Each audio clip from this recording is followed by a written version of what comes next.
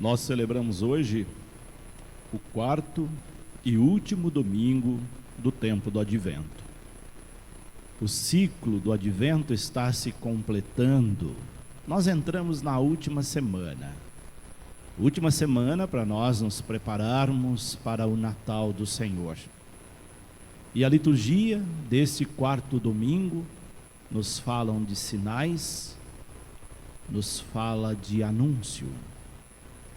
Quais são os sinais que nós temos de que Jesus está perto de nós, próximo para a sua encarnação no meio de nós? A liturgia traz alguns desses sinais, que é para nós não esquecermos deste tempo especial de preparação. Dentre eles, a coroa do Advento, que hoje se completou no acendimento das velas, que lembram a nossa expectativa e a nossa vigilância. A cada domingo nós acendemos uma dessas velas até ela se completar, a coroa ficar completa. Então é sinal de que ele já está muito perto de nós.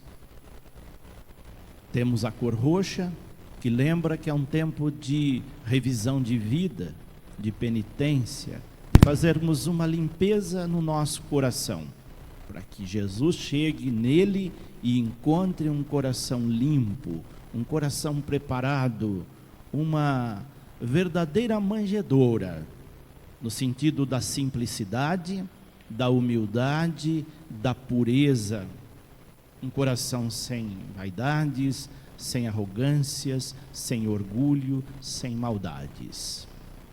Temos o presépio, que lembra com a manjedoura vazia, mas à sua volta José e Maria, esperando a chegada do menino Deus.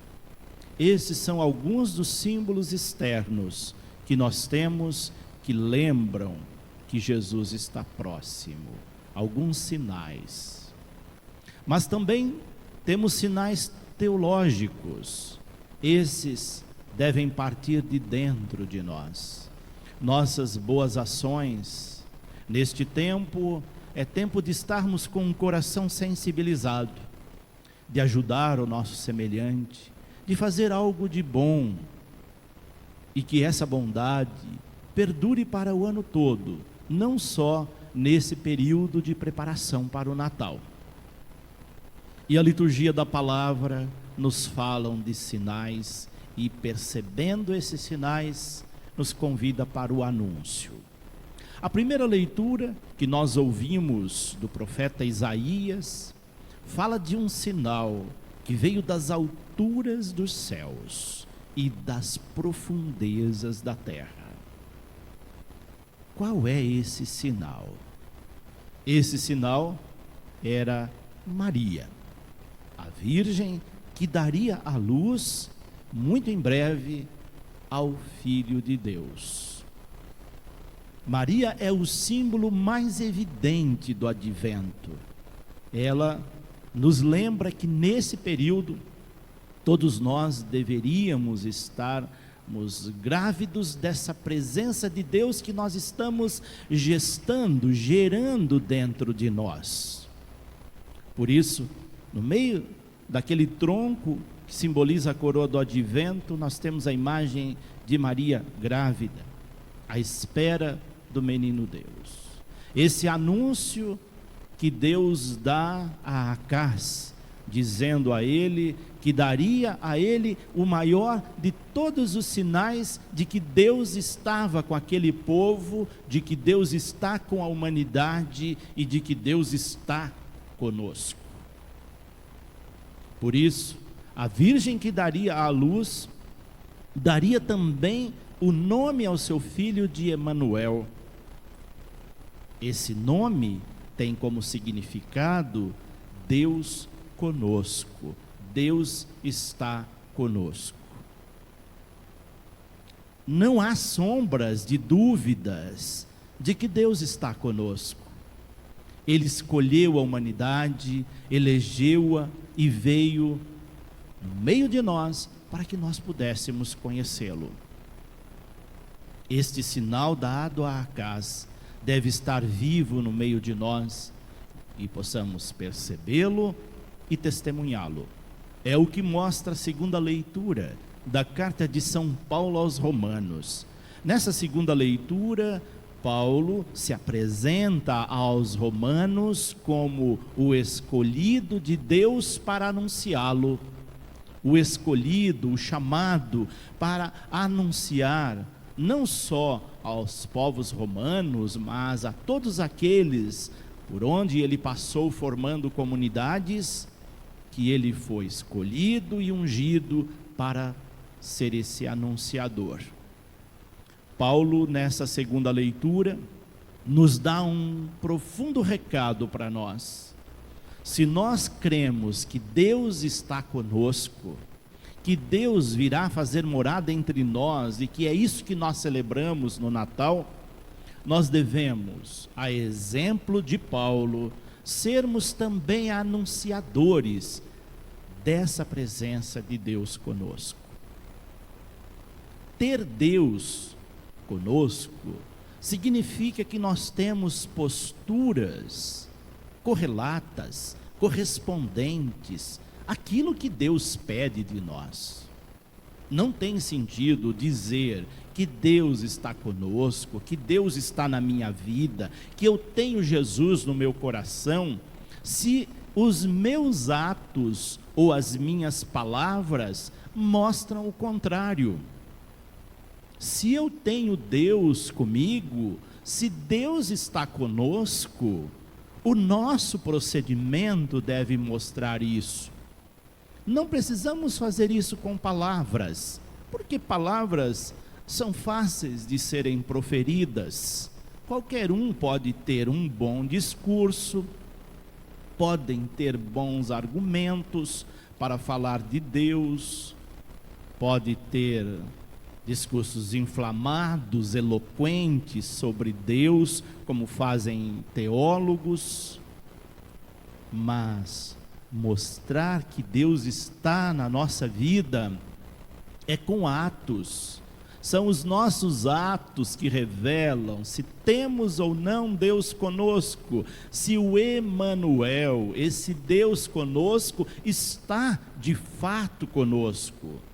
Nossas ações revelarão isso, diz São Paulo nesta segunda leitura aos Romanos. E isso é um grande desafio, porque às vezes as circunstâncias, as situações que nos cercam, nos levam a ter atitudes que não são agradáveis a Deus. O próprio José, no texto do Evangelho de hoje, ia ter uma atitude que não era agradável a Deus. Quando ele soube que Maria, sua noiva, prometida em casamento, estava grávida, mas o filho não era dele, ele pensou, homem justo que era, em abandoná-la em silêncio. Foi a atitude mais correta e sensata que ele encontrou, porque naquele tempo, uma mulher que ficasse grávida, sem ser casada, ela era apedrejada em praça pública, era tida como uma prostituta, e aí as prostitutas eram apedrejadas publicamente.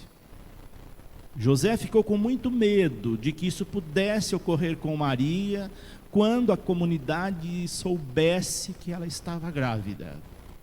E justo que era, pensou, eu não vou dizer isso para ninguém, vou me retirar em silêncio.